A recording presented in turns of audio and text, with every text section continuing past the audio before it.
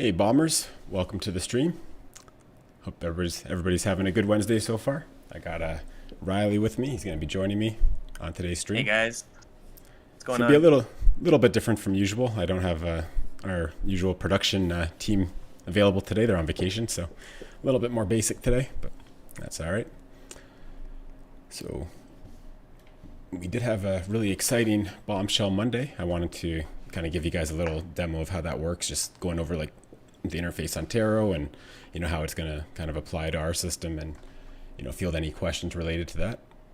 So I feel that's a pretty good place to get started. Then we got a bunch of questions from the community as well that myself and Riley will go over and address those. So let's jump into it.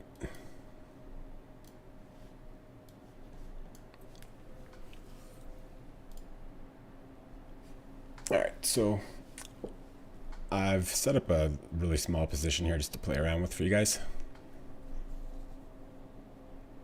So for anyone that's not familiar or that maybe missed the bombshell, just real quick, Tarot is a lending and borrowing protocol that uses a really unique method of using your LP tokens as collateral. So that allows you to leverage much more than your typical DeFi lending borrowing protocol, as well as it offers a bunch of different unique aspects around that really benefit our protocol, which I'll get into right now. So let's take a look at this sample position I have. It's fairly similar to what our pair will look like, just because it's really stable, and our pair will be really stable as well. So this is just a double US stablecoin pair. So what we have right now on Bomb Money is just that sample page that lets you supply assets for this single asset staking. So on Tarot, that's what you would find right here. So, and just to look at some stats, I mean, this pair, it's a double stablecoin pair, so it doesn't pay that great, obviously. But you can see here that, it's paying around 10% to supply either of these assets, which, I mean, that's quite good for supplying a US stablecoin. And then it costs, 3 to 4% more to borrow it. And then it shows you as well, like what kind of APR you can get by farming. So what we have available on Bomb Money right now is just really simply, it's just these two, because essentially you can't borrow unless people have supplied the assets. So you can see here that, on this example, there's been, 380,000 supplied on both sides, and almost the exact, or 306,000 borrowed pretty much on both sides as well. That's actually really, really close numbers, more so than usual. But it basically means that they're doing a really good job, like keeping their utilization right where they want it for this pair, because it's like 80% utilization. So essentially how this all starts is people will lend in a single asset. So in our case, that'll be Bomb or Bitcoin. When they do that, so the purpose of this is, like, for our end users, what this is going to do for us is it's going to let people that maybe aren't comfortable creating a liquidity pair, or maybe they're new users to crypto and don't know how to do that or what that means. This is going to, basically what this does is it gives users an indirect way to farm, all the different ways that we can generate yield for our users. When I say indirect, it's because people are supplying assets here so others can farm with it in the future by borrowing it. And then they obviously pay the borrow APR, and then the supply APRs, that gets paid to the people that are supplying single assets. So all of our users in the future that are going to be receiving Bomb from the boardroom, or, growing their Bomb with XBomb, this is a great place to put extra Bomb that you have. And as well, for our BTC mainnet stakers that want a true single asset stake, we can offer that to them here, with our Bitcoin single asset staking that, other users will then borrow against and farm with. So that's basically what this is going to do for us. The other thing too is that, once we're back at PEG and BShare starts moving, our APRs are going to go up substantially. So there's going to be, I think that our users are going to be supplying a lot more Bomb than Bitcoin. So based on that, the utilization of our Bitcoin supply pool, it's going to be very highly utilized, to the point where the APR is going to be, might be as much as 100% APR for single staking Bitcoin. So at that point, it's going to create great incentive for, anybody really to supply Bitcoin. It's just going to be something great to advertise. So that's the very basics, and what kind of gets this whole system going. And that's also what I'll quickly show you for anyone that hasn't seen.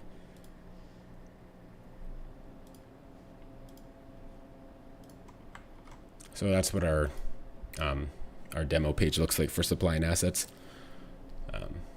It just lets you supply either asset, and at the top it's just showing you a stat of how much is available to be borrowed, which is basically the total supplied minus the total amount borrowed so far. But we'll have we'll have all these great stats from Taro. Switch back to that network.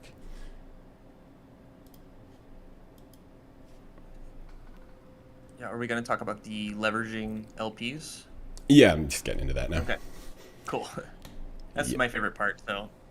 That's definitely the most exciting part, just because, like, for anyone familiar with typical lending and borrowing in DeFi, it's generally like a very, very heavy, like, over collateralized situation where if you supply $1,000 worth of assets, you can borrow like $500 worth or $700 worth, or it really depends on what asset you've lended and how the protocol works. Some of them even are over collateralized even a lot more than that. So because of without getting too technical into the details, because you're using an LP token as collateral, basically your only risk of liquidation is big swings in the ratio between the two assets. So it, and just in the way that LP tokens work, when one token gets bought up more than the other, it balances the LP, and just the dynamics of how an LP token works and how, fluctuating assets within an LP, the way all of that works together, it basically allows for this system to safely allow us to leverage up quite high, way more than your traditional DeFi lending borrowing protocol.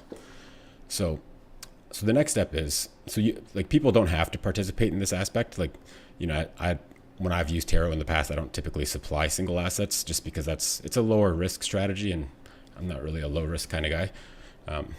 But that is going to be the simplest thing for people to do to get involved and the least risky. So the next step would be pretty much just these two options here, deposit and withdraw. So the next step would be depositing LP tokens, and we're going to have a nice zap in where you can zap in any of the common assets to create your LP token and have this all kind of done in one step.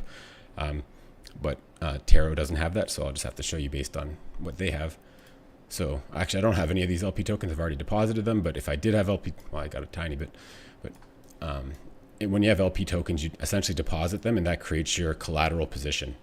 So I only have $2 worth of collateral right here. Well, that's also because I've borrowed against it while I was playing around with this. But so essentially, you deposit LP tokens, then you have a collateral position, and that's automatically gets put into an auto compounding vault. So you're gaining from the trading fees, and you're also gaining from our farm rewards, which get auto compounded back to grow your position, kind of like our existing auto farm. So that'll be like our second feature, which is pretty much the same as our current auto farm, but just with easier ways to get in and out, and the extra addition of creating that collateral position in addition to using an auto compounding vault, right? So that will open the door for the third step, which is for the more advanced users. So once you have your collateral position, these three sections below, that's what we'll have on the advanced page on our new UI. That'll let you leverage up. So actually, let me just deleverage this a little bit. Well, yesterday when I was doing a demo, I was just demoing how to borrow a single asset, so I'm a little bit off balance here on my current position. But yeah, I'll leverage up. So right now I'm 3 times leveraged, which it's a bit of a weird situation right now because I'm not evenly borrowed on both assets. So excuse me for that. Actually, I could just repay this one. That'll get me even.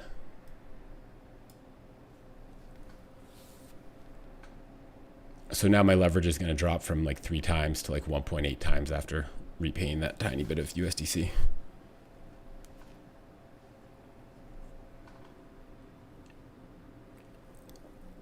So the way that this system works best, just while this is finishing up, is if you borrow both assets evenly, it gives you the widest range to not get liquidated. So that's typically what's best to do. So that happens automatically when you leverage, or even when you deleverage, it's going to auto balance your how much you've borrowed on both. So Phantom is being slow. Yeah, Phantom has been unwieldy recently. Yeah. And even that transaction, like a simple repay transaction, costs like 20% of a Phantom, which it's not a lot of money, but it's quite a bit of fees for something as basic as that. Yeah, been pretty expensive.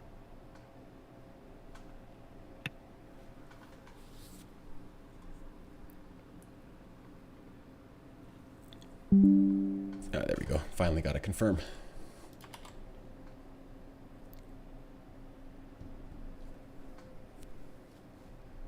Okay, cool. So now we're pretty much even. So in this situation, I'm not quite leveraged 2 times. Because of the stability of this pair, they actually let you leverage quite a bit. So just to look at some stats, and again, we're going to display this in a much easier to read format, but so right now I'm at 1.84 times leverage. Let's just go to, just all these numbers are going to adjust dynamically as I slide this towards more leverage. This pair lets you leverage 20 times. So you'll see the trading fees that I'm going to earn, the farming APR I'm going to earn, and then what it's going to cost me to borrow. And those are the stats for my current, just like 1.84 times leverage. So another thing to keep to pay attention to is, so the liquidation price, the way that works is, imagine that this is our peg on BOM BTCB. We're typically going to be around 1.0 in the future. So this is a really good comparison because this is right around 1.0. 2 US stable coins are going to stay very, very close, of course, almost always be right at 1.0. So that's why this lets you leverage as far as it does. So this is the range that you can be in before you get liquidated. So as you can see, that's a crazy huge range. So 1.0 is the middle where we're at right now. So this could drop 90% or it can go up, over 10x, and I'd still be within the safe range, which, is obviously more safe than you need to be on a double US stablecoin. So, let's jump up to 6 times leverage. And 6 times seems to be the sweet spot where you still can have, for example, if our peg's 1.0, we can still have peg drop in half or double and not get liquidated, which is a lot of safety. So that's quite nice. And that's 6 times your position. So that's going to let people farm with, 6 times more LP tokens than what they originally deposited. So that's going to be really beneficial. You can see down here as well that my trading fees APR went up, my farming APR went up, because these APRs are all based off my initial collateral deposit. So borrow APR is now 71% of that original deposit. And you can see now, instead of making 7% APR, I'm going to make 15.82% APR at this leverage. These are really small numbers just because a double US stablecoin doesn't pay that great. So, but, we'll have all these advantages in an easier to use format, but with much higher paying APR. So let's drag this up a little further. Me personally, I'd probably feel safe. A lot of these are going to be fairly safe, but you can see even at 14 times leverage, 0.77 to 1.29, that's quite good, right? That's quite safe. And, because of being leveraged 14 times, you're going to earn so many more rewards that your initial LP position is going to grow quite quickly. So this range is going to, every day this range is going to get wider, just because your collateral position is going to be growing, making it that much safer for you. So that's how the leverage works. I'll show you deleverage real quick. So, I probably should have leveraged first. Leverage up to 14 times there.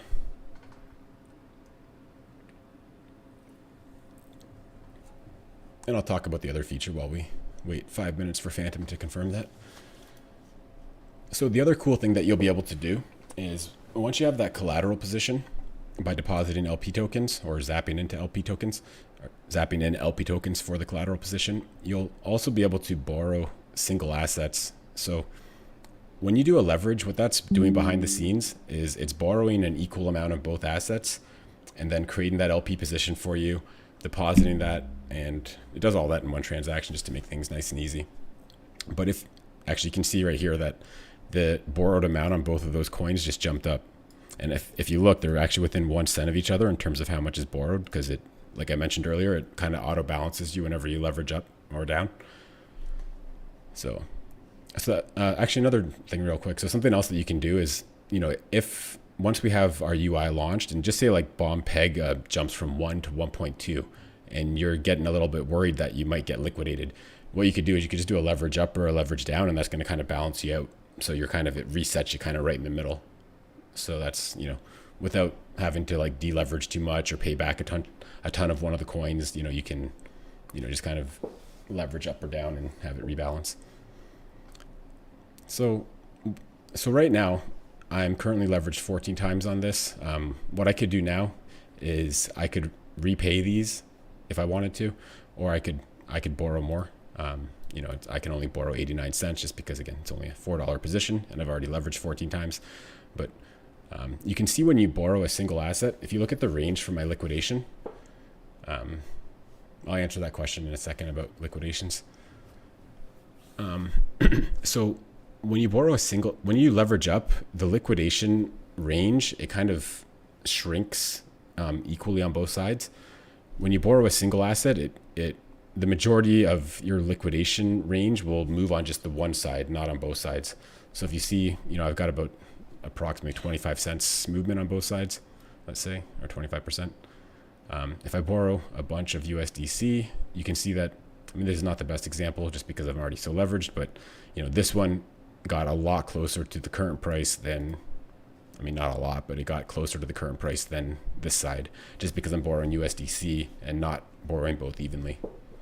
So, but yeah, so a good use case for this would be just say like bomb drops below peg and you're, just say you're not leveraged, you haven't borrowed anything, you're just, you've deposited into, our auto compounding vault that's part of this system. You got a bunch of collateral that you haven't borrowed against yet. Just say like bomb drops from 1.0 peg to 0.9 and you want to, buy some bomb cheap while they're, on sale. What you could do is you could then borrow Bitcoin against your position and use that Bitcoin to buy bomb. Right. And then once bomb is back to peg or above, then you can, trade it back to Bitcoin to repay that Bitcoin, or you could just leverage up from there. You can, you kind of do whatever you want, but it kind of gives you that flexibility that if you want to borrow a certain asset at a certain time, or you want to, do some sort of trading, you can still have your position working for you that entire time and just borrow against it in order to do those kind of trades. So let me address the question about liquidations. So basically when your account gets into like a liquidatable state, meaning that like the time weighted average price is outside of the range where you're safe, pretty much anybody is allowed to call like a liquidation against you, which there's a couple different variables that we can configure around this, but essentially what it does is it's going to use, I haven't looked too deep into this, but I believe it uses flash loans in order to repay your debt, and then it takes a 4% cut of what it does in that liquidation. Like I believe there's the incentive to liquidate is like 4%. I'd have to do the math on that on exactly how that all works out, but essentially, yeah, it's, you're not going to lose a ton by getting liquidated. You're going to lose like, 4% of whatever, had to be done in order to correct your position, from my understanding. I'll have to look a little bit deeper into that to give you a better answer though. And it'll all be in the documentation before we fully launch this. So sorry I couldn't give you a better answer on that, but it's not going to be too bad. If anybody has any other questions about how this stuff works or how it is going to impact our platform or anything along those lines, I'd love to answer those.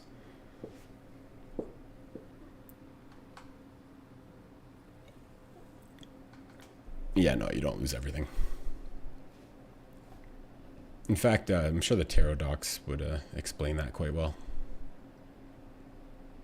But yeah, I think just because of the stability of our pair and how much you're able to leverage and still have quite a big liquidation range, if you check it every couple days, you could always make adjustments if you're getting close to one side or the other, whether that's, bomb pumping way above peg, or if peg drops for whatever reason, you can just correct things at that point before you get close to getting liquidated. Definitely makes for a more active trading experience for people that want a more active role. I think it's pretty nice. Yeah, 100%. Actually, speaking of being more active with this, so with this exact position, I was just playing around with it, and I was at 20 times leverage. And if you look at the stats here, so let me just zoom in a bit. So right now I would get 42% APR at, max leverage, but you can see that I'm getting 117% from trading fees, 197% from farming, and I'm paying 272. Now, if for some reason the people that have lent USDC and FUSD, I think it's called here, FUSDT, if those people that were supplying that all of a sudden pulled back and retrieve what they were supplying, all of a sudden the utilization would jump up and the APRs to borrow would jump up. So my position could actually turn into a negative APR situation, and that actually happened earlier this week. I mean, just a play position anyways, and I was just kind of playing around with 20 times leverage, but that is one thing you have to be careful about when there's, kind of really thin margins for error with the APRs.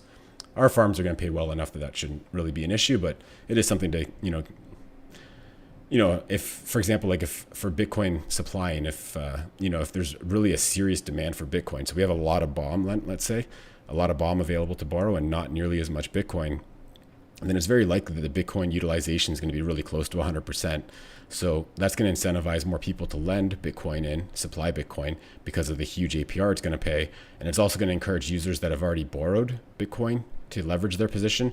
They may want to pull back a little bit on that because their APR would likely go up just by pulling back a little bit, just because of how much they're paying to borrow that Bitcoin, right? So there's a lot of dynamics at play here that can, change APRs and borrowing costs and all those things. So it's something that, if you put fairly safe leverage options, like, you probably don't need to really ever check it. But, if you go a bit more extreme, then something that you'll probably want to pay attention to. All right, we got a few more questions in chat. So will this be different site completely, or are we planning to make a Giga site with everything on it? So this is going to be launched on what I've been calling a mini site. It's going to really focus on like everything that you see here. Most of what you see here. So the stats, the ability to supply and retrieve single borrow or single asset staking or supplying, leveraging, depositing, all this stuff, single asset borrowing. This is all for the one pair BOM BTCB. This is going to launch on our mini site, and that's going to have all the capabilities and all. It's going to be as easy to use as possible and have everything that somebody needs to get involved. So someone new to crypto can come in. They'll be able to buy with fiat. They'll be able to, either zap right in for collateral, or they'll be able to buy these assets that, if they want to supply these assets, they'll be able to buy them right on our UI. They will never have to leave our site, and it's going to be really easy to use. So that's really the goal, just because, I still strongly believe that BOM BTCB is, one of the best investments that someone can make. And, having our current site doesn't really portray that. So this site is going to be all about that. We'll probably launch it on one of our other domains. We've got a couple nice domains ready to use. And we will have kind of like a Giga site, I guess, if you want to use that term. That's going to be like what kind of interconnects our whole ecosystem. I guess you could look at it like a landing page where, we're going to build it out with, this is coming really soon, by the way, but going to have all of our team members with LinkedIn profiles and everything, just to give credibility, to people that are new to the protocol that don't know, about our existing credibility. It's going to have all of our audits. It's going to have, the different, it's going to have different stats there and other good stuff to kind of get people where they need to go. And then we're going to play around with the idea of building out the mini site further to have all the functionality of our protocol. But we just have to be really careful about how we do that, just to not distract new users away from what they should really get involved in. So let's see the next question. So with this new feature, we will put a lot of pressure on BOM with leverage. How will PEG react to this? So, the leverage itself doesn't put buy pressure on BOM. The leverage is simply just taking BOM that's been supplied and, being able to borrow that to, create more LP tokens and provide liquidity and farm those LP tokens. The way that this is going to help PEG is that there's a lot of different ways. Essentially, the new site being focused on BOM BTCB and, how much it's paying and how much, you could earn, with without leveraging, with leveraging, how much you could earn just, doing single asset staking. It's really going to like push users to what is best for them and what we want them to do, which is to get involved in BOM and BOM BTCB. So, just people that want to get started, they can just buy BOM and single asset supply it. So that's going to be, buy pressure right there when people do that. In terms of impacting PEG, what's going to be huge, I think, is that, once we're printing again, once we're at PEG, people will have a lot of different things they can do with their BOM. In the past, people would either sell all their BOM that they got from the boardroom, or they would sell half in order to be able to farm it in our auto compounders or our manual farms. Now they'll be able to, put it in XBOM. XBOM is going to be paying incredibly well once we're printing. They'll be able to single asset supply here, in our new mini site, so they can put their BOM there to work. So there's going to be a lot less sell pressure on BOM, right? And once we're at PEG and printing, B shares are going to go up in value, and then our APRs are going to go up, and leveraging is going to look that much more attractive to people. So it's just going to have much more people want to buy BOM, farm BOM, and get involved with BOM. So it's just all really positive news for BOM, and that's kind of, I guess, a basic overview of how it's going to help PEG and help us stay at PEG as well. And I think it's good for the users too. I mean, it's a win-win for everything. It's good for the protocol, and it's something that our investors can use to, leverage up and get even more exposure to a great investment. Exactly. Yeah, because like the way that Imprimax explained this is that, and anybody that hasn't read that white paper, or like at least like the first chapter and maybe the fourth chapter, it's a really short white paper. It really does explain well like the advantages of this type of system. So like, for example, just say when we're back at, paying like, 1% to 2% daily APRs, for people that don't feel comfortable getting into an LP, or they want to make money from the opportunity that we have. But for example, maybe they have Bitcoin and they're a Bitcoin maxi, and they don't want to, sell half their Bitcoin for BOM. That's perfectly fine. People can do whatever they want. But now we're going to have a way that they can supply that Bitcoin. And then others who are, more risk tolerant, they'll be able to borrow that Bitcoin and then, either borrow BOM or use their own BOM, and then they'll be able to farm that themselves. And that's what's going to kind of feed back into how we're able to pay as high of an APR as we are on the single assets, because it's all dynamically set based on supply and demand. But with our farms paying as good as they do, there's going to be a lot of demand for those assets. So that's going to, keep the APRs high and keep everybody happy.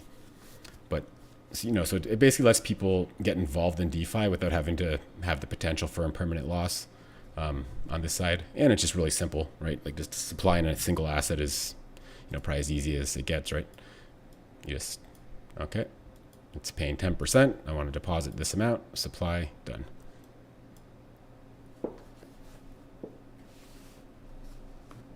Is there anything else in the tarot side of things that we want to show? I think that's about it. I think it's just important to say though that like this is not the easiest to understand. Like once you get used to it, it's not too bad. But we're going to be breaking all of like we're going to basically be taking this and having it on like 3 or 4 different pages, kind of like different levels of difficulty, and kind of having the stats in the right places where it makes sense. And tarot obviously has like a ton of different pairs, so they kind of have to do it this way. But we have a whole mini site dedicated to a single pair. So that's how we're going to be able to take like all this functionality, but make it like really easy to use, and make it so that you only see the more advanced stuff when you venture to that page that has the advanced stuff. But you can still earn great returns without ever having to leverage or, borrow or anything like that. You could, just by single asset staking, you can do great. Well, we got quite a few community questions that we could get to. We have one question in the chat right now that is related to the community questions. We actually have that in our list already, so you could address that now if you want. Any progress on the marketing of BTC single stake? Yeah, so I mentioned this in some of the communities that we were just kind of making sure that everything was okay, like regulation wise, just because it is a centralized solution. And kind of what we came up with that is that, until our TVL grows to, 100, 200, 500 million, probably there's not going to be too many eyes on us to cause us any problems. So I think, what's been decided is that we can likely go ahead with it now, but we have to start making a game plan for once TVL is much higher. That'll likely involve incorporating in a different country that has more lenient rules and regulations, where we're not going to be forced to disclose a list of users or anything like along those lines. And we'll make that move, way in advance of, having those sorts of issues. But yeah, that's basically the plan with that. So essentially we can go ahead with it really soon, or pretty much immediately. And then just, and then as TVL grows, we'll just be, starting to work on our plan to manage the fact that that's a centralized service. All right. I've got a question here from Tony Snow. Says, will we be on Beefy Finance soon? Yeah, so Beefy, we were very close to getting on Beefy, but they have, we found out last second that they have a requirement that you have to be at PEG in order to get the vault started. So basically, as much as I know that our new interface is going to really do a lot of great things for BOM and, get us to PEG, we've got a couple ideas for shorter term. I mean, we're not far away from having the new UI available. It's not overly difficult for us to do. Like, it's not anywhere near the complexity of BTC single stake, but we have a couple different ideas that we will probably release in the next day or two in terms of just a shorter term plan, just to, really give us a big boost towards PEG. Just because there's a lot of doors right now that are closed because of where PEG is at. And as well, like, with our current site and its current form, there's a lot of focus on PEG. Like right when you visit the homepage, you could see PEG, and it's right now at its current level, it's not the most attractive thing. So I feel like marketing efforts aren't, they're not working as well as they could be if we were at, higher PEG. And, there's a lot of partnerships where they want to see us at or close to PEG before we can engage them. So I think some of those shorter term plans just to give us a jolt towards PEG will be, something really great for the protocol, while we put the finishing touches on some of these new features that we're talking about. We could also talk about our other third-party partnership that is in the works, that's in the final stages. Yeah. Did you want to talk about that? Yeah, I can talk about that. So we are in the final stages of discussions with Auto Farm. They're another similar to Beefy type of yield farm aggregator. And so they have, I think, around, last I checked, it was nearly 200 million TVL. So they're a pretty decent size aggregator. And so we should be launching a campaign with them in the near future. Don't want to give any dates, but we're in the final stages of discussion with them, so that's pretty exciting. As well, I think you mentioned to me that they don't have any tomb forks, so I think we're going to be either the highest APR or close to the highest APR on there. So actually, I saw that they launched tomb vaults on there recently, so we will not actually be the first, but I don't know. I don't think they're not a campaign vault though, so we will actually be doing the what is it called? Boost. The promoted vaults are incentivized. Yeah, incentivized vaults. So Tomb's I think they just probably added Tomb because Tomb's huge and they finally got around to adding it. But yeah, we'll be doing a campaign with them, so that's pretty special. Well, as well, like we're on a different network, so that's not like direct competition. For sure, yeah, and it is separated up their site by Phantom and BSC, and I think they are larger on BSC if I recall. Originally, I think they were a BSC aggregator, so. Makes sense. More tuned for our market, I think. Yeah, so that'll be huge, being on Auto Farm, having, either the highest or one of the highest paying APRs on BSC. That should get a lot of attention. Be the highest on BSC for sure. It'll be the highest. Yep, and then we have some other shorter term plans to boost us towards PEG, and that would hopefully, lead us to get into PEG so we can get on Beefy. And then we'll have our new UI soon, so it should be quite good. So got another question here from Dill Mother Effin Toro. He said, have you been paying attention to the current events over at Tomb? If so, do you think this helps or hurts BOM's future success? I haven't been paying too much attention, but I also have not really been paying attention to what's going on over there, so can't really speak on that. Just I think like the whole, tons of tomb forks and just in general, like I think it's diluting the market a little bit. It's, there's the new forks obviously have higher APRs at first.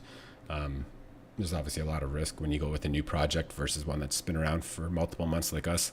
Um, but yeah, I mean, I think like, there's the APR chasers that are going to keep jumping fork to fork, and, that's fine. And I believe the vast majority of those type of, individuals have already left Bomb just because our APRs can't compete with what some of the new forks are paying. But, the stability of our pair is, it makes getting a lower APR a lot better just because you don't have the risk of, having assets drop like crazy or, getting rugged or anything crazy like that. So yeah, I mean, overall, I'm not, just because I haven't been following it too much, I'm not really sure if it's how it impacts us. But, I think in the end, there's going to only be a few tomb forks that are successful, and I'm really confident that Bomb's going to be one of them, being the first tomb fork and everything unique that we have going on. Sure, and that kind of leads into this next question here from Reza. Says, can you list 1 to 3 killer features of your project that makes it ahead of its competitors? So you kind of just answered that. This is a multi-part question, so we can skip just that. to touch, Probably. Oh yeah, go ahead. Just to touch base real quick on it, like, I feel that our peg to Bitcoin, being the first tomb fork, being some of these new features that we've released like XBomb, this lending borrowing plus single asset staking, combined with BTC single stake from BTC mainnet users, like these are just all things that we're doing above and beyond what the competition's doing, and it's going to lead to great things in the future. For sure. So the next part of this question is, I think, pretty interesting. It says, how do you intend to raise awareness of your initiative in countries or regions where English is not widely spoken? Do you have a community outreach strategy in place to help people better comprehend the project? Great question. So we do have on Discord, we have a bunch of different channels for different languages. I think this is one area where we could definitely improve. Maybe we'll strive to have our new site available in numerous different languages, and maybe even have like a different Telegram group for some of the major other languages. But yeah, this is an area where we could definitely improve, and I wish I could tell you that we had a better plan in place for that right now, but fortunately we don't. But that's something, we're definitely going to be moving forward on and trying to expand into, get our audience as big as possible, which includes people that speak other languages. Yeah, for sure. I think as our community grows and as we get more investors, then we'll probably have more people from those countries who can, speak English and their native language, and that might help. They can, be our community leaders. I think that's something that definitely we'll look into as we continue to grow.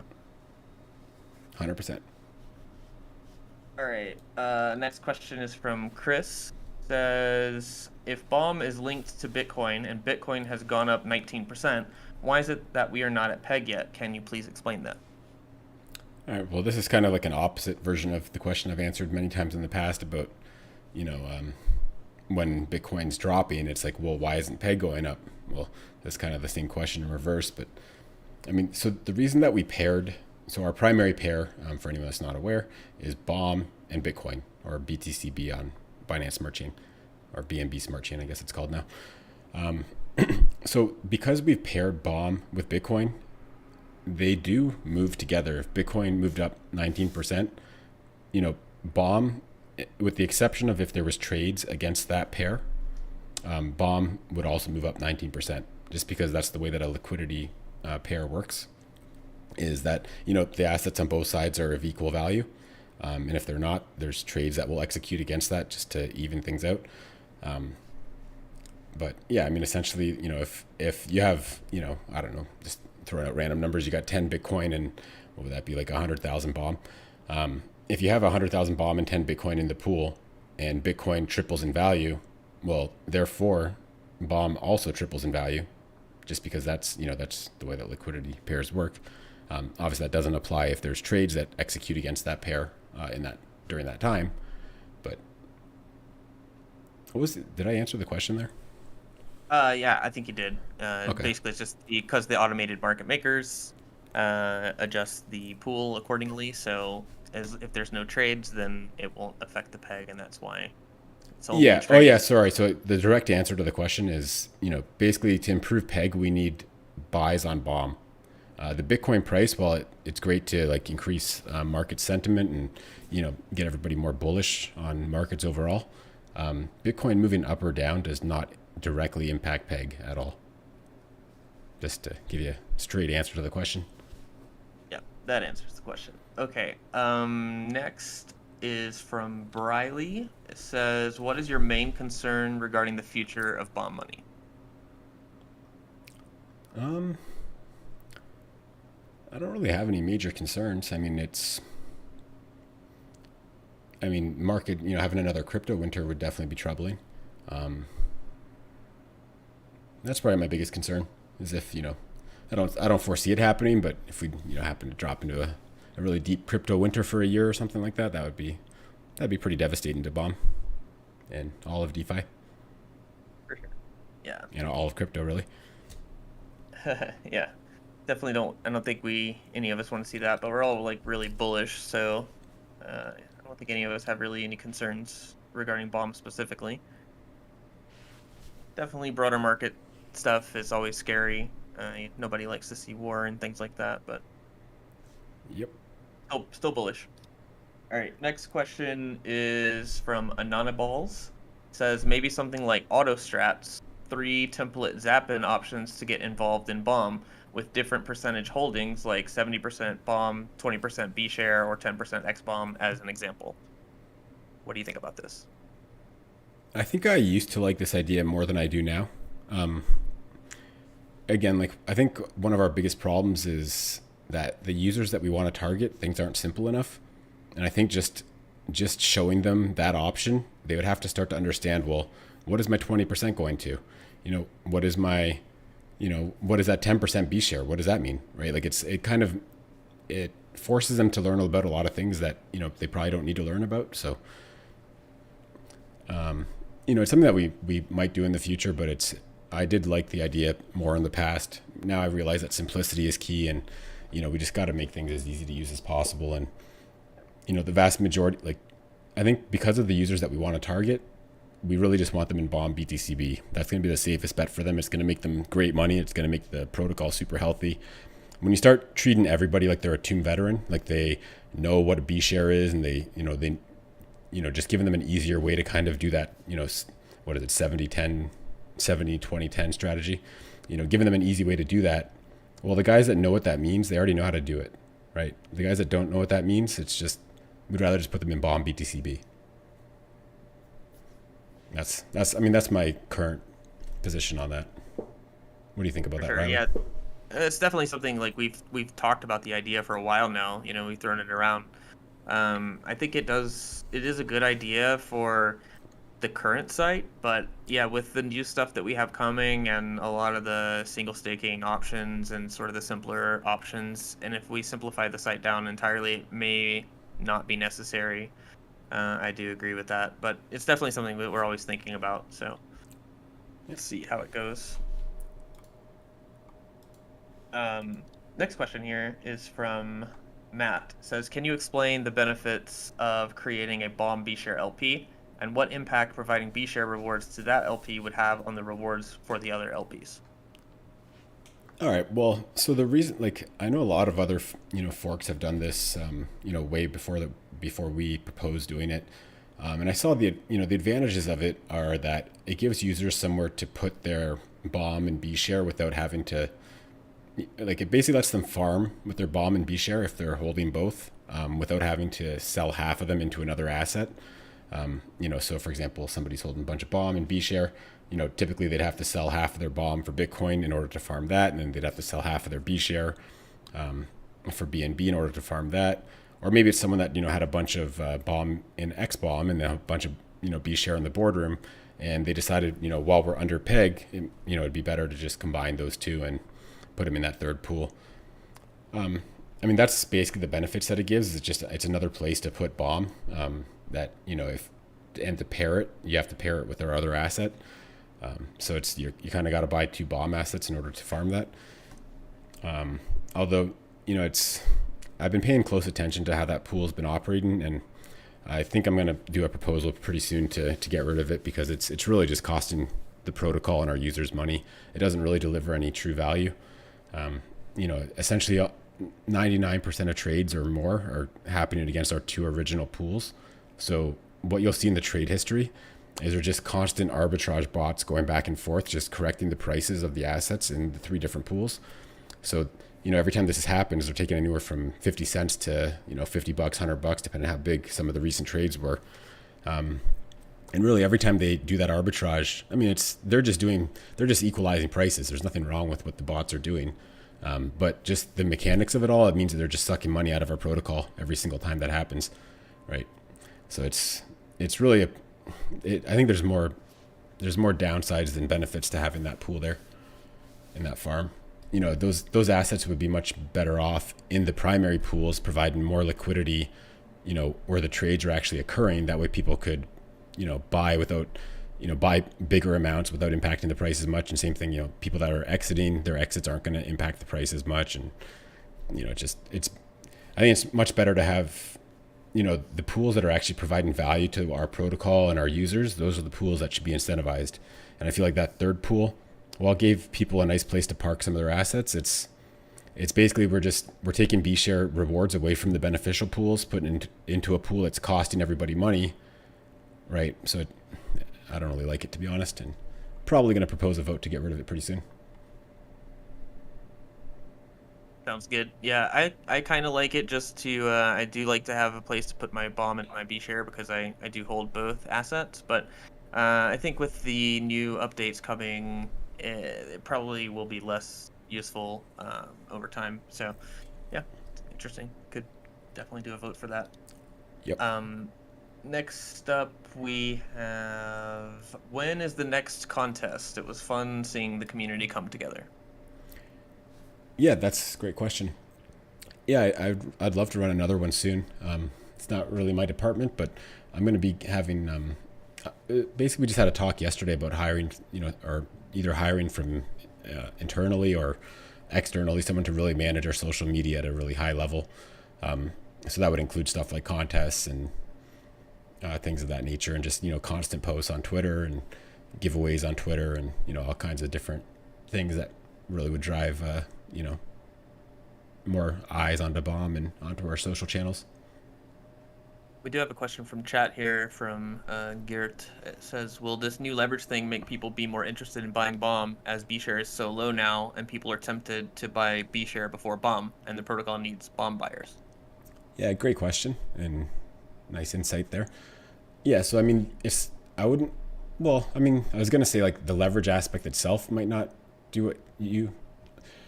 Okay, so essentially like our new site and the new mini site is going to be 100% based around Bomb and BTCB. So people aren't going to even see B share to know that B share is at a really cheap price. But again, like, I don't even think it's advantageous right now. Like even for people that understand how our protocol works and they see B share as cheap as it is, a lot of people just don't get that B share is just going to keep dropping unless Bomb gets closer to peg. So, Bomb is the better buy, right? Like anybody that's down money on B share, if they bought their B share while peg was low, well, guess what? If they would have bought Bomb instead, they either wouldn't be down or they wouldn't be down nearly as much, and we'd be a lot closer to peg, right? So it's like you need to balance the decisions. It's to buy B share and completely ignore Bomb while we're at a 0.6 peg. Doesn't really make a ton of sense, to be honest. And a lot of people are doing it constantly, but it doesn't make a ton of sense. But yeah, so I think the new site is gonna, really get people, to buy what's best for them, what's safest for them, and yeah, I mean, just having all these new features focused around Bomb BTCB is going to make it more exciting. We're not going to have those features for B share and BNB, so yeah, I think it's gonna really get Bomb buying a whole new life. It's all part of the new design, directing people to what's most beneficial for both them and the protocol, instead of just kind of how it is now, which is total chaos and, letting people do whatever they want, which is not necessarily always the best for the protocol or themselves. So yeah, I mean, it's we were talking about this among the team. It's yesterday we were talking about,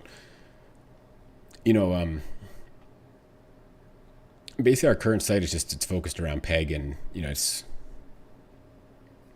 I lost track of my train of thought there. Let's just move on.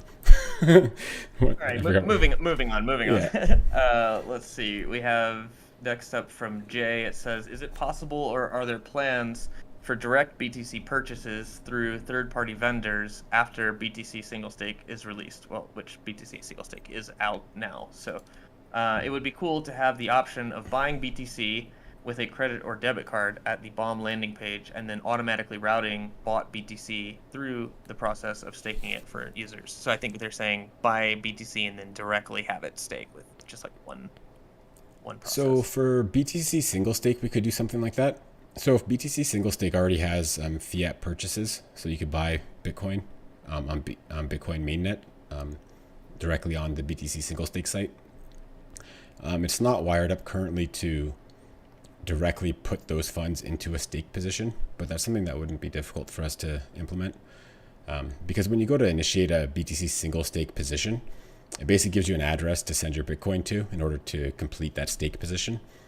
So, I mean, right now you could manually do it. Like you could just create the stake position, copy that Bitcoin address that you need to send to, and then do your fiat purchase. And when you're doing the fiat purchase, it's going to ask, what wallet you want to send this Bitcoin to. And you could just paste in that same address that you're provided when you're initiating a stake position. That kind of lets you do everything without even having a Bitcoin wallet. But it's probably a good idea to have a Bitcoin wallet set up anyways. But yeah, I mean, we can definitely make that automatic in the future. And yeah, we can definitely have our fiat on-ramp as well on our landing page. We actually plan to do that. Sure. Okay, next we have Carlos asking, what is the best way to get a family member or friend involved in BOM? Is there a simple YouTube BOM tutorial made for DeFi dummies? So we do have some videos. I think once we have our new site launched, it's going to be a lot easier. You could just point people there and it's going to be self-explanatory. Likely with videos and, basically just be ultra simple to use. For now, the best way to get a family member involved, just for right now, would probably be to just, kind of do a bit of the work for them, get them to send them some BTCB, get them to pay you and send them some BTCB and get them to just zap into the auto vaults.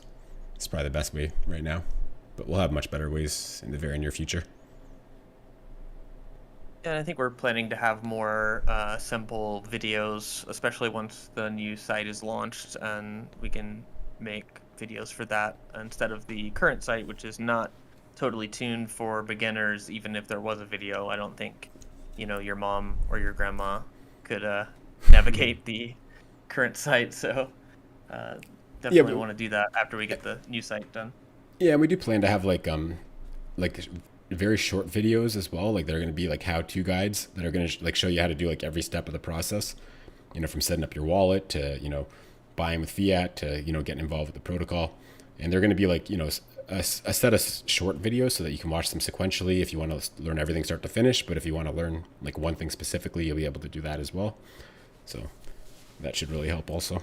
But we're just going to hold off until the new site's ready just so we could base it around that. All right, we got a question from Max that says, I've seen a few new DeFi protocols pop up that have a similar proposal to BTC single staking and are being marketed as a way to earn interest on your BTC. Have you looked into these and have you compared the positives and negatives of what they offer versus BOM BTC single staking? I mean, there's been a lot of options for Bitcoin single staking, but just they typically pay, in single digits per year, or like at max, 18% APR. I haven't really seen any, true single asset BTC stakes that pay much more than that. So I'd kind of need more details on the question to give you a good answer, or some examples of some of these other sites that have single staking and what they're paying. But everything that I've seen is, where that's available, it's paying very minimal amounts. So that yeah, we're just going to be. I have not seen any other BTC single staking giving any kind of APY. Like I said, I think about 18% is about the maximum I've seen for yearly. So. Yep, same here. Yeah. All right. Have another question from Mav FML. Are there plans to audit the BTC single stake code? Haven't thought about it. I mean, it's not DeFi, right? It's a little bit different. For sure. Yeah. I agree. So then we have another question from Wouter. Says, how often are the BTC single stake Bitcoins moved to BOM on BSC? And how can we see or know how many Bitcoins are already in the BTC single stake? So we plan to have on the BTC single stake to have stats about, how many Bitcoin have been staked versus how many we have active on, BSC working for them. I can tell you right now, it's, the numbers are somewhere around, 40 LPs, right around that, like give or take one. 40 LPs have been staked via BTC single stake. And last time I checked, there was like 49 and a half that we had on BSC, just because I did like an extra 10 up front. Just so it's, always kind of stays ahead of the curve, and it always has more there than what we have on BTC single stake. So, and, generally I move the funds over once a day, or, if there hasn't been any big deposits, then, I might skip a day. Or if there's a really big deposit, I might do it right away. But it's generally once a day. So we're coming up on an hour here. Do we have maybe? Yeah, there's just a couple more questions. So we're at the very end here. This last question we'll do the last question from the community.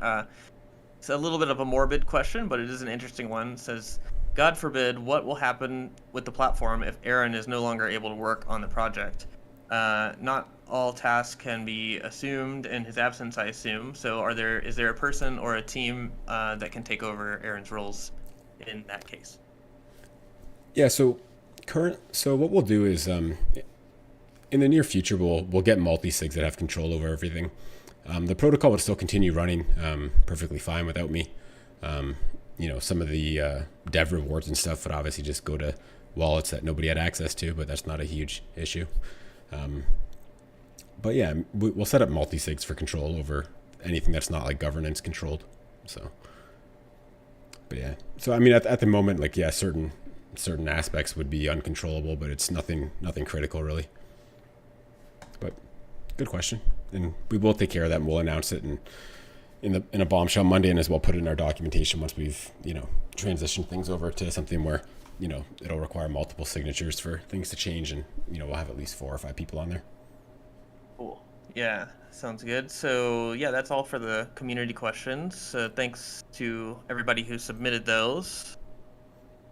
Yeah, I hope everybody's as excited for our new features as I am. It's going to be really great for the protocol, and it's really exciting stuff. All right, guys. Well, I guess we'll end here. Hope to see everybody on the Twitter Space Friday. I believe we're doing it at 1 p.m. usual time. So if you're not sure where to find that, you can just hop on our Telegram or Discord and get links there, and we can talk about this a little bit more on Friday, as well as maybe see what else we can let you guys know about. Yeah, sounds good. Thanks, guys. All right, take care, everybody.